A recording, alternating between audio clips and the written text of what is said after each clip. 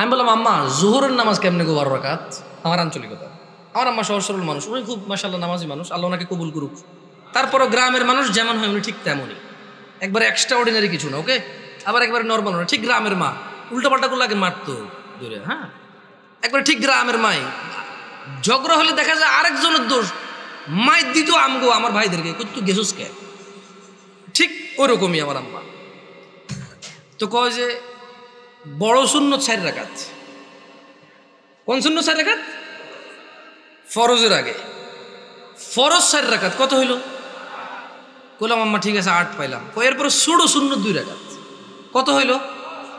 কইলাম আম্মা 10 পর্যন্ত কিন্তু আমি বুঝছি, কারণ এখানে 6 রাকাত সুন্নত মুআক্কাদা আছে, বাকি 2 রাকাত কেমনে এসে 12 রাকাত জোহর নামাজ হইল? 2 রাকাত নফল। আমি আমার নফলের তো কোনো হিসাব হয় না, 4 রাকাত নফল করতো তাহলে জোহর নামাজ 14 রাকাত করা যাবে। কারণ যদি নফল 2 রাকাত অ্যাড করে যদি জোহরকে 12 বানানো যায়, তাহলে আরো 2 রাকাত নফল অ্যাড করে 14 বানানো যাবে। ওই কেমনে? আমি কিছু যেমনি 2 রাকাত অ্যাড হইয়া 12 হয়েছে, এমনি 2 রাকাত অ্যাড হয়ে 14। বুঝাইতে পারিনি? বুঝাইতে পারিনি মনে হয়। কি আমি কি ভুল শিক্ষা দিচ্ছি মানুষকে? আমি আমার আম্মাকে বললাম যে আম্মা 10 পর্যন্ত আমি বুঝতে পারছি যে এখানে 4 রাকাত আছে, যেটা না পড়লে মানুষ কুফরি করে, শিরিক করে, মানুষের ঈমান থাকে না, ওর মুসলমানিত্ব থাকে না। আল্লাহ নবী বলেছে মুশরিক কাফের আর মুসলমান মুমিনের মধ্যে পার্থক্য হচ্ছে নামাজ। এ হলো জোহর 4 রাকাত না পড়লে এই লোক আর এই হিন্দু বৌদ্ধ খ্রিস্টানের মধ্যে পার্থক্য তেমন কিছু থাকে না। কিন্তু আমি আমার আম্মারে বললাম যে আম্মা বাকি 6 রাকাত সুন্নতে মুআক্কাদা, এটার বিশাল বড় বেনিফিট আছে, আমি ওই বেনিফিটটাও বলবো ইনশাআল্লাহ। বললাম আম্মা 12 কেমনে হইলো তাইলে? তোরে আমি আগেও বলছি 2 রাকাত নফল 12 রাকাত। বললাম আম্মা নফল অর্থ বেশি। নফল অর্থ কি? আরবিতে নুয়াফিল বলে, জিয়াদা বলে। কি বলে? এই গাজীপুরে কেউ বিদেশ দেশ থাকে, সৌদি আরব, দুবাই, ওমান, কুয়েত, এগুলো থাকে। আমাদের এদিকে প্রচুর প্রবাসী আছে, ওরা আরবি বোঝে। আছে কেউ এখানে প্রবাসী? زيادة أنت معلوم زيادة يا أخي، معلوم زيادة، ها تدري وش المعنى زيادة؟ زيادة، زيادة يعني زيادة، ها زيادة। তাহলে আরবিতে নওয়াফিল বা জিয়াদা, নওয়াফিল বা জিয়াদা বলা হয় কাকে? বেশি কি। আচ্ছা, নফলের কি কোনো সময় অথবা রাকাত নির্ধারণ আছে ইসলামে? নাকি যখন খুশি কয় রাকাত? 2 2 2 2 যত খুশি, মাকরু ওয়াক্ত ছাড়া যখন খুশি। Right or wrong?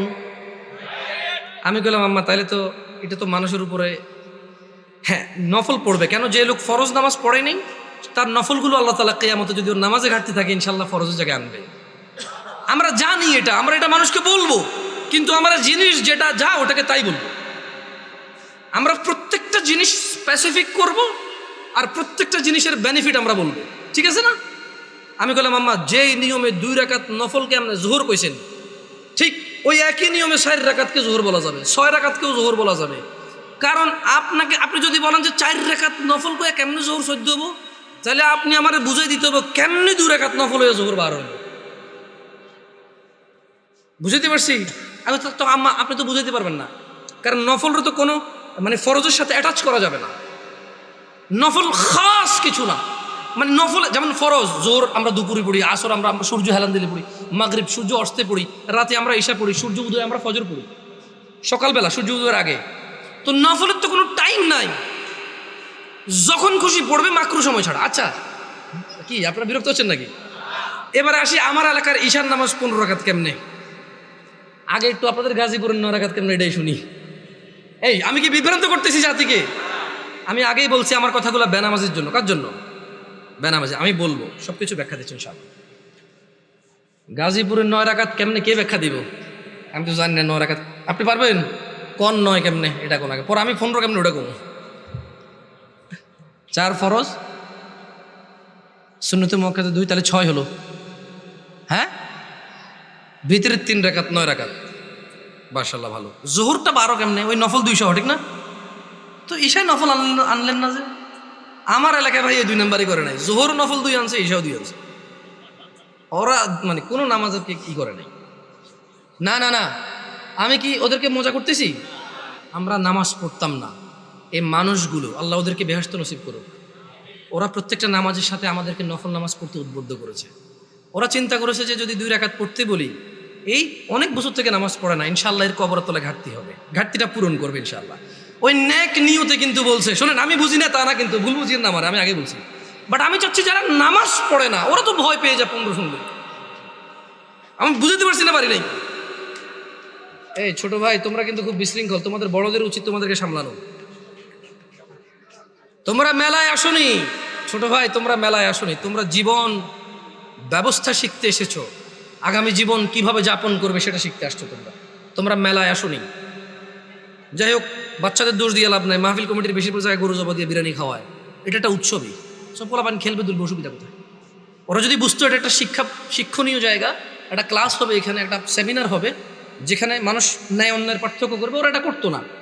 ওদেরকে ঠিক হওয়ার আগে মুরব্বীদের ঠিক হতে হবে, ওয়াজ মাহফিলকে আনুষ্ঠানিকতা বাদ দিতে হবে। এটা একটা শিক্ষণীয় জায়গায় রূপান্তরিত করতে হবে। এবার আসেন আমার এলাকায় 15 কিভাবে। আরে আমি জানি ভুল করে ফেলেনি, আল্লাহ হিসেবে ভুল না হইলে দাঁড়ান, মনে করে লই। বড় সুন্নত 4, বড় সুন্নত কত? ফরজ 4 কত? ছোট সুন্নত 2 কত? নফল 2 কত? ভিতির 3 কত? 15। আমি কইলাম আম্মা এটা ঈশার নামাজ। হ্যাঁ, ছোটবেলা থেকে আমি যতটুকু দিন, আমার আম্মা অনেকটা পরিবর্তন হয়েছে আলহামদুলিল্লাহ। উনি ওখানে যায়, মসজিদে নামাজ পড়ে। তারাবির সময় সৌদি আরবে মহিলারা নামাজ পড়তে পারে, যায় নামাজ টামাজ পড়ে আলহামদুলিল্লাহ। আস্তে আস্তে বলে যে আরে হুত আড়া যে কি ভুলের মধ্যে আসি, মকসুদুল মুমিন এগুন হরি হরি শেষ আড়া। আমি বলছি আম্মা আলহামদুলিল্লাহ, আল্লাহকে ভয় করেন, ইনশাআল্লাহ আল্লাহ ভালো পথ দেখাবে। বললাম না, গ্রামের সহজ সরল মানুষ, যতটুকু দিন আপনি শিখাবেন শিখবে, কিন্তু যদি সোর্সটা ভালো না হয়, দিন শিক্ষার সোর্সিংটা যদি ভুল হয়, তাহলে জীবন শেষ। তাহলে জীবন কি? আমি বললাম আম্মা এখানে একটা আপত্তি আছে আমার। প্রথম কথা হইল, জোহরের সময় বুঝাই ফেলছি নফল এই নামাজের অংশ না। জোহরের সময় বুঝাই ফেলছি এই নামাজের অংশ না, নফল মানে ফরজ নামাজের অংশ না, ঈশার নামাজের অংশ না। দ্বিতীয়ত আম্মা ভিতির নামাজ কেমনে এসা হইল? যেমন উনিও কিন্তু হিসাব দিয়েছে, সেম হিসাব। ঈশার নামাজ 9 রাকাত, 4 ফরজ, 2 সুন্নতে মুআক্কাদা, 3 ভিতির। তো ভাই ভিতির নামাজ যদি ঈশা হয়ে যায়, তাহলে ভিতির কোনটা? ঈশার নামাজ যদি 9 রাকাত হয়, তাহলে ভিতিরটা কই? আপনি বুঝেন নাই? যদি আপনি ঈশাকে 9 রাকাত বলেন, ভিতির 3 সহকারে, তাহলে আগামীকালকে যদি একজন বলে যে জোহর 8 রাকাত, মানে 4 রাকাত জোহর আর 4 রাকাত আসর মিলে 8 রাকাত একসাথে পড়ে ফেলে, এক হয়ে যাবে। আপনাকে বুঝতে হবে যে ঈশার আজান দিলে মানুষের উপরে ঈশার সালাত ফরজ হয়ে যায়। ভিতিরের সময়টা শুরু হয় ঈশার নামাজের পরে। যদি কোনো লোক ঈশা পড়ে, তার জন্য ঈশা পড়ার পর থেকে ভিতিরের টাইম শুরু হয়েছে। এবারে সেটা ফজরের আগ পর্যন্ত সময় পায়। কি ভুল ব্যাখ্যা দেই নাই তো মুরব্বী? আমি বলে দিচ্ছি, না বুঝলে অসুবিধা নাই, ভুল বুঝিয়েন না। না বুঝলে কোনো অসুবিধা নাই, ভুল বুঝিয়েন না। তাহলে ভিতিরের নামাজ ঈশার নামাজের সাথে কেন সম্পৃক্ত হলো? কারণ ঈশার নামাজ না হইলে ভিতিরের সময় আসে না, ভিতিরের সময় শুরু হয় না। বুঝতে পারছেন না? পারেন নাই? ধরেন একজন লোক রাত 11টা বাজে, সে এখনো ঈশা পড়ায় নাই, সে কি ভিতির পড়বে? তাহলে সেই ঈশা পড়ার পরে তার ভিতির স্টার্ট। তাহলে আপনি যদি এই যুবককে বলেন ঈশার নামাজ 15 রাকাত, গাজীপুরে বুঝছি একটু মায়া দয়া করে 9 রাকাত করেছেন, তারপরে তো পড়াবেন, পড়ে বলে মনে হয় না। একজন রিক্সা ড্রাইভার যদি চিন্তা করে 2 মিনিট করে, 30 মিনিট। আমার এলাকার কথা বলতেছি। শোনো, তোমরা যারা দরিদ্র এবং ধনী, যারা তোমরা সালাত আদায় করো না, নয়াপাড়ার মানুষ তোমাদের নবী মুস্তাফা সাল্লাল্লাহু আলাইহি ওয়াসাল্লাম মৃত্যু শয্যায় বারবার উঠে বলেছে সলাহ সলাহ সলাহ, নামাজ নামাজ নামাজ। এই নামাজ তোমরা যারা আদায় করো না, তোমরা জেনে রাখো নয়াপাড়ার মানুষ, ও নয়াপাড়ার মহিলা ও পুরুষরা, ধনী দরিদ্র, সুস্থ অসুস্থ, তোমরা যেই হও না কেন, তোমাদের উপর তোমাদের রব দিনে 17 রাকাত নামাজ ফরজ করেছে।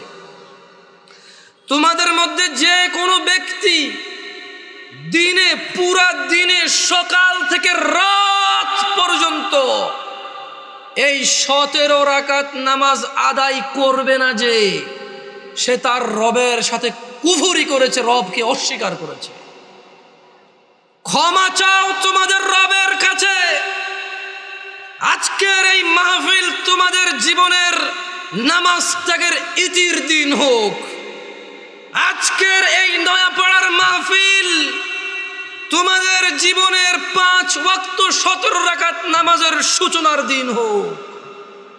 ও নয়াপাড়ার মানুষ, তোমরা যারা দিনে 5 ওয়াক্ত 17 রাকাত ফরজ আদায় করো, এই 17 রাকাতের সাথে তোমরা যারা ফজরে 2 রাকাত সুন্নত, জোহরে 6 রাকাত সুন্নত, মাগরিবে 2 রাকাত সুন্নত, ইশায় 2 রাকাত সুন্নত, তোমরা যারা পুরো দিনে মাত্র 12 রাকাত সুন্নতে মুআক্কাদা পড়ো, খুশি হয়ে যাও। তোমাদের মুস্তাফা সাল্লাল্লাহু আলাইহি ওয়াসাল্লাম, তোমাদের ভালোবাসার নবী বলেছে, যে ব্যক্তি দিনে 12 রাকাত সুন্নতে মুআক্কাদা আদায় করবে, তার জন্য আল্লাহ প্রতিদিন জান্নাতে একটা ঘর বানাবে। ও নয়াপাড়ার মানুষ, কি মিস করতেছ? নয়াপাড়ার মানুষ, তোমাদের রাসূল প্যারে হাবিব সাল্লাল্লাহু আলাইহি ওয়াসাল্লাম বলছেন, ফজরের 2 রাকাত সুন্নত এ পুরো দুনিয়া আর দুনিয়াতে যা কিছু আছে সব কিছুর চাইতে উত্তম। তাহলে যে 2 রাকাত সুন্নত পৃথিবীর চাইতে উত্তম, ওই 2 রাকাতের সুন্নতের পরে যে 2 রাকাত ফরজ রয়েছে, এই ফরজের আল্লাহু আকবার কি দিয়ে মিটাবা? এই ফরজের সামি আল্লাহু লিমান হামিদা কি দিয়ে মিটাবা? কত টাকার মালিক হয়েছে তুমি নামাজের কাফফারা দিবা? যেখানে সুন্নত 2 রাকাতের মূল্য পুরো পৃথিবীর সমস্ত সম্পদ বিক্রি করে যদি একটা স্বর্ণ কিনা হয়, ওই স্বর্ণকে যদি, এটা আমি ব্যাখ্যা দিচ্ছি বুঝার জন্য সহজে, ওই স্বর্ণকে যদি 1 পাল্লা রাখা হয়, আর ফজরের 2 রাকাত সুন্নতকে যদি 1 পাল্লা রাখা হয়, ফজরের 2 রাকাত সুন্নত ভারী। ওই সুন্নত এত ভারী হলে ওই ফজরের নামাজের ফরজ যেটা তুমি ঘুমের মধ্যে কাটিয়ে দাও, ওই 2 রাকাত ফরজের আল্লাহু আকবার, সামি আল্লাহু লিমান হামিদা, আত্তাহিয়াতু সুবহান রাব্বিয়াল আযীম, সুবহান রাব্বিয়াল আলা কি দিয়ে কিনবা? তুমি কি কয় টাকার মালিক হয়েছো যে 2 রাকাত সুন্নতই পুরো পৃথিবীর চাইতে উত্তম? তাহলে ওই ফরজের কি? জেনে রাখো উম্মতে মুহাম্মাদরা সাল্লাল্লাহু আলাইহি ওয়াসাল্লাম, তোমরা ভেবো না এই মাহফিলে 2 লাখ টাকা দিয়ে জিতে যাবে। ও উম্মতে মুহাম্মাদরা, তোমরা ভেবো না মাহফিলে দরিদ্রতার কারণে 10 টাকা দিতে পারোনি হেরে যাবা। জেনে রাখো 5 ওয়াক্ত নামাজিরা, মহিলা এবং পুরুষরা, আল্লাহর নবী সাল্লাল্লাহু আলাইহি ওয়াসাল্লাম বলছে, কিয়ামতের দিন বান্দার সর্বপ্রথম হিসেব হবে নামাজের। ফাইন সলুহাত, যার নামাজ ঠিক থাকবে সে নাজাতও পাবে, জিতেও যাবে। আর যার নামাজ ঠিক থাকবে না সে হেরেও যাবে, ধ্বংস। নাউযুবিল্লাহ। তোমরা কি বুঝতে পেরেছো কোন কয় রাকাত নামাজের কথা বলা হচ্ছে? আমি মনে হয় সুন্নত পড়তে না করে দিছি না, ভিতির পড়তে না করে দিছি। ভিতির এমন একটা নামাজ, সাল্লাল্লাহু আলাইহি ওয়াসাল্লাম, তিনি সাল্লাল্লাহু আলাইহি ওয়াসাল্লাম কখনো ভিতির ছাড়তেন না, 1 রাকাত হলেও পড়তেন। এইবার একটা কথা কয়ে দিছি, আপত্তি আছে ভাই, ভিতির 1 রাকাত মানে? দেখুন, সিম্পল লজিক, ভিতির মানে বেজড়, ওকে? ভিতির মানে কি? এই বেজড় 1 থেকে শুরু হয় ভাই, বেজড় 3 থেকে কিভাবে শুরু হবে? তবে এখন একটা এই যে মাসলা মাসাইল বলবো না, কত চেষ্টা করছি বলবো না, মুখতে বেরিয়ে গেছে। দেখেন, আপনারা যদি আমাকে কেউ প্রশ্ন করেন, জামশেদ ভাই আপনি শুধু আহলি হাদিস মসজিদে কেন যাই জুমা পড়ান, অথবা শুধু আহলি হাদিস বা সালাফি বা সহিহ আকীদার ওরা দাওয়াত দিলে ওদের এখানে কেন যান, আমি আপনাদেরকে বলে দিতে চাই, আমি ওই প্রত্যেক মসজিদে জুমা পড়াবো। আমি বড় হয়েছি সৌদি আরবে। কোথায়? আমি কোথায় বড় হয়েছি? আমি সৌদি আরব বড় হয়েছি। ওখানে জুমার খুতবা আমরা 2টা শুনতাম। কয়টা শুনতাম? 2টা শুনতাম। এবং হাদিসেও এটাই পাওয়া যায়, জুমার খুতবা কয়টা? 2টা। এখন এখানে আসার পরে দেখলাম যে 3টা হয়। আমার হিসেবে তো 3টা, বাট আপনাদের হিসেবে 2টা। যেমন আপনাদের এখানে ওরা বলছে যে একটা বয়ান, একটা কি? তো আমি বললাম যে বয়ান তো উর্দু ভাষাটার আরবিতে ট্রান্সলেশন করো, অনুবাদ করো। রাগ করিয়েন না, দেখেন কথা বুঝার চেষ্টা করেন। আবারও বলতেছি, না বুঝলে অসুবিধা নাই, ভুল বুঝিয়েন না। বয়ান হলো উর্দু ভাষা, এটার আরবি অন্ত কি হয়? ধরেন একজন সৌদিরা যদি বলি যে বয়ান, বয়ান বুঝবে? এটা কুয়েতি, এটা ইরাকি, এটা ফিলিস্তিনি, এটা সুরি, এটা এটা এটা এটা ইমারাতি, এটা উম্মানি, ওদেরকে যদি বলি যে বয়ান বুঝবে? বলতে হবে কালাম আরবি, কালাম আরবি। ও বলবো যে আরবি কো, আরবি কো। আরবিতে বয়ানের আরবিটা কি?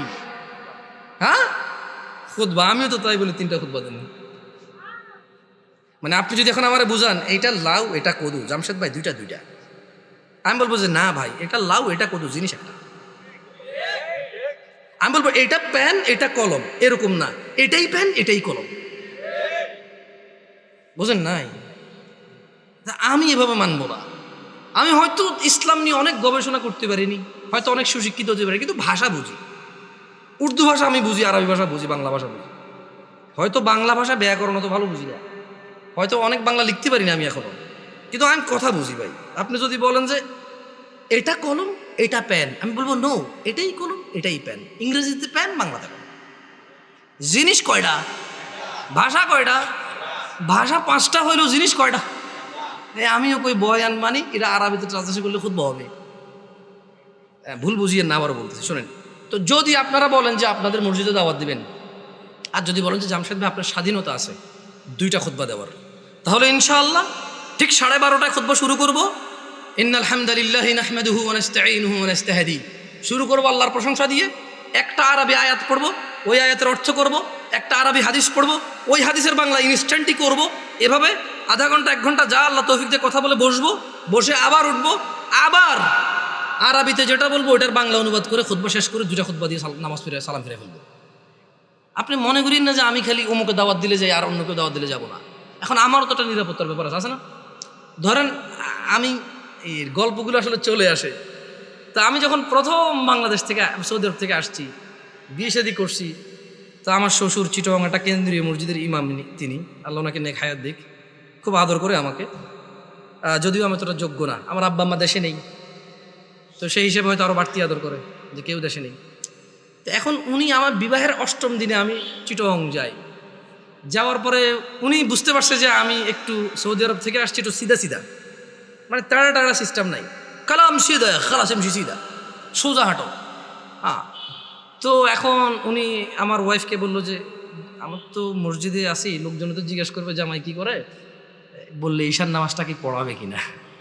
মানে এখন ধরেন আমি তখন সৌদি আরব থেকে আসছি, সালাম ফেরানোর পর আমি ইস্তেগফার করতাম, জিকির আসকার করি, ও মুনাজাত যেটা সবাই মিলে দিয়ে দিই, ইনস্ট্যান্ট শেষ করে সুন্নতে চলে যায়। তো ওখানে অনেকগুলো জিকির আসকার আছে, ওগুলো আমি কন্টিনিউ করি। কেমন মাশাআল্লাহ ভাই মাথা নাড়তেছে, ভাই বুঝতেছে মনে, অনেকগুলো জিকির আসকার আছে।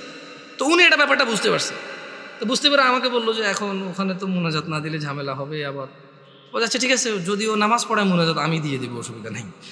তা আমি বললাম যে ঠিক আছে, অসুবিধা নেই, নামাজ পড়াতে অসুবিধা কোথায়, সবাই মুসলিম আলহামদুলিল্লাহ। কেউ কি কাউকে ফতোয়া দিতে পারবো এই কাফের মুশরিক? পারবে কেউ? তবে হ্যাঁ এটা বলতে পারবো যে আল্লাহর সাথে অংশীদারিত্ব করে সে মুশরিক। যে ইসলামে আল্লাহ নবী সাল্লাল্লাহু আলাইহি সাল্লাম কিছু বলে নাই, সে এটাকে দিন মনে করে, সওয়াবের কাজ মনে করে করে, সে বিদআত। Right or wrong? গেছি নামাজ পড়াইতে, তো নামাজ পড়াইছি, নামাজ পড়ানোর পরে উনি মুনাজাত দিয়ে দিয়েছে, আমি চুপ ছিলাম। তো আমার কথা হচ্ছে আপনারা মনে করেন না যে, দেখেন আমি গত বছর মাহফিল করেছি, আমাকে কওমি ভাইরা দাওয়াত দিয়েছে আলহামদুলিল্লাহ। ওনারা সবাই দাওয়াত দিয়েছে দিন প্রচারের জন্য। কি প্রচারের জন্য? আমি ওখানে গেছি, কোরআন ও সুন্নাহর ভিতরে থেকে কথা বলছি। আমি দেখলাম যে আমাকে কেউ কিছু বলেনি আলহামদুলিল্লাহ। কি থেকে কথা বলছি? কোরআন ও সুন্নাহ থেকে কথা বলছি। আমি কারোর নাম ধরে ধরে দোষ দেই নাই, আমি কারো বাপ মা তুলে কথা বলি নাই, আমি নেতা নেত্রী তুলে কথা বলি নাই। আমি কথা বলছি যে আল্লাহ বলেছে এটা। যেমন আমি যদি এখন বলি আল্লাহর সাথে শিরিক করিও না, ওয়াইদ ক্বালা লুকমানু লিবনিহি ওয়া হুয়া ইয়াইযুহু ইয়া বুনাইয়া লা তুশরিক বিল্লাহ ইন্নাশ শিরকা লাযুলমুন আযীম। আর স্মরণ করুন, লুকমান উপদেশ দিতে গিয়ে তার ছেলেকে বলেছে, হে আমার বৎস, তুমি আল্লাহর সাথে শিরিক করিও না। নিশ্চয়ই আল্লাহর সাথে শিরিক করা সবচাইতে জঘন্যতম অপরাধ। ইন্নাল্লাহা লা ইয়াগফিরু আন ইউশরিকা বিহি ওয়া ইয়াগফিরু মা দুনা যালিকা লিমান ইয়াশা ওয়া মান ইউশরিক বিল্লাহ ফাকাদ ইফতারা ইসমান আযীমা। নিশ্চয়ই আল্লাহ ক্ষমা করে না শিরিক ছাড়া নিশ্চয় আল্লাহ শিরিককে ক্ষমা করে না। এছাড়া মানুষের A to Z যত গুনাহ আছে সব গুনাহ ক্ষমা করে দেয়। ওয়ামান ইউশরিক বিল্লাহ, যেই ব্যক্তি আল্লাহর সাথে শিরিক করলো, ফাকাদ ইফতারা ইসমান আযীমা, সে এই পৃথিবীর জঘন্যতম মহাপাপ রটনা করলো। আমি যদি বলি আনাস ইবনে মালিক রাদিয়াল্লাহু আনহু عن النبي صلى الله عليه وسلم قال يقول الله تعالى لأهون أهل النار عذابا يوم القيامة। আমি যদি এখন বলি যে আল্লাহ তাআলা বলেছে তিনি শিরিকের গুনাহ ছাড়া সব গুনাহ ক্ষমা করে দেবে, শুধু শিরিকের গুনাহ ক্ষমা করবে না, যে ব্যক্তি শিরিক করবে সে পৃথিবীর সবচেয়ে বড় পাপ রটনা করলো, এতে কওমি দেওবন্দি সুন্নি কারো অসুবিধা আছে? আমি আমার মাহফিল এভাবে করেছি, আমি এটাও ডিক্লারেশন করেছি, আমি গোপনও করিনি। আমি বলেছি আল্লাহর ঘর ছাড়া ইবাদতের কোনো ঘর নেই। আমি কারোর নাম ধরিনি, আমি ধরতেও চাই না। তোমরা যারা অপছন্দ করো তোমাদের ব্যাপার, তোমাদের পছন্দের যায় আসে না। 70 বছর 60 বছর, আরে আজকে এখনো 30 বছর হয় নাই, 30 বছর হবে কিনা এটাই তো জানি না, বয়স কত পর্যন্ত যাবে। তোমার ঘৃণায় কি আসে আর তোমার ভালোবাসায় কি আসে? আল হুব্বু লিল্লাহ ওয়াল বুগযু লিল্লাহ, ভালোবাসা আল্লাহর জন্য, ঘৃণা কার জন্য? আল্লাহর জন্য। এই দেশের মাটিতে আমি অতদিন মাহফিল করব যতদিন আমি সবার কাছে গিয়ে মাহফিল করতে পারি। আমি গত বছর মাহফিল করেছি, সব মাহফিল আমার আগে পীরজাদারা করেছে। মানে আমার আগে যিনি বক্তা ছিল তিনি পীরজাদা, কোনো পীরের সন্তান, উনি মাহফিল করেছে, এরপর আমি উঠেছি, আমি আমার মাহফিল করেছি আলহামদুলিল্লাহ। যখন বলেছে মুনাজাত দেন, আমি দোয়া করে দিয়েছি, এরপরে বলেছে মুনাজাত দেন, ওনারা বুঝতে পারেনি যে আমি দোয়া করেছি। তো আমি বলেছি যে মুরব্বী একজন কাউকে দিয়ে আপনারা দেখেন, আমি আসলে আমি সিম্পল কথা বলে দেখেন, দোয়া কি? দোয়া মানে মানুষ তার নিজের চাহিদা সুবিধা অসুবিধা কার কাছে বলবে? এবং আল্লাহর কাছে সুবিধা বেশি পাওয়ার জন্য বলবে, যে অসুবিধাগুলো রয়েছে সেগুলো থেকে পরিত্রাণের জন্য আল্লাহকে বলবে, এটাই দোয়া। বুঝতে পেরেছি? এটাই দোয়া। তো আমি দোয়া করি সব জায়গায়। হয়তো বাংলাদেশের প্রচলিত অনেক সিস্টেম নিয়ম আমি জানি না, আর যদি আমাকে এগুলো আপনি বুঝাইতে হয় কোরআন সুন্নাহ দিয়ে বুঝাই দিলে আমি করবো ইনশাআল্লাহ। মানে 100 লোকে বলেছে, 1000 কোটি বছর আগ থেকে চলে আসছে, আই ডোন্ট কেয়ার। আপনি বলেন, একজন মেতর মুচি এসে যদি বলে যে জামশেদ তুমি ভুলে গেছো তোমার রাসূল এভাবে বলেছে, আমি বলবো আমাকে ক্ষমা করে দাও, আমার অপারগতা, তুমি আমাকে এই তথ্য দিয়ে আমার উপকার করেছো, তুমি আমার ভাই, আমার কলিজায় আসো।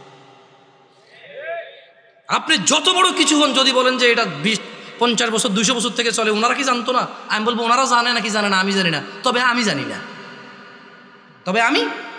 জানি না। শোনো নয়াপাড়ার মানুষ, আল্লাহর দিকে ফিরে এসো। তোমরা শিরিক করিও না। তোমরা মনে করো তোমরা শিরিক করো না। ও যুবক বৃদ্ধরা, যারা তোমরা ফজর ঘুমিয়ে থাকো, জোহরে আড্ডায় থাকো, তোমরা আল্লাহর দিকে ফিরে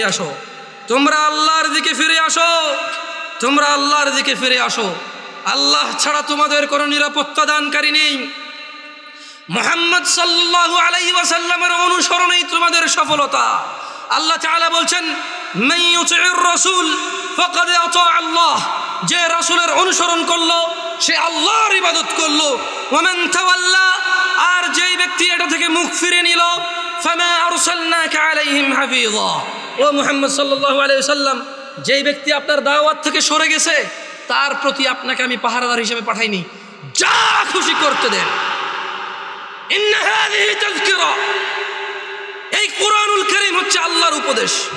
ফামান শাআ আত্তাখাযা ইলা রাব্বিহি সাবিলা, এদের মধ্যে যে দাম্ভিকতা করে করুক, এদের মধ্যে যে অস্বীকৃতি করে করুক, এদের মধ্যে যার যা খুশি করুক। ফামান শাআ আত্তাখাযা ইলা রাব্বিহি সাবিলা, এই কুরআনুল কারীম, এই হাদিস, এগুলো হচ্ছে আল্লাহর পক্ষ থেকে উপদেশ। যার খুশি সে মেনে নিয়ে জীবন গঠন করবে, যার খুশি সে মানবে না, মরে গিয়ে জাহান্নামে নিক্ষিপ্ত হবে। জেনে নাও নয়াপাড়ার মানুষ, তোমাদের রব বলছে রাসূল সাল্লাল্লাহু আলাইহি ওয়াসাল্লামের অনুসরণে রয়েছে সফলতা।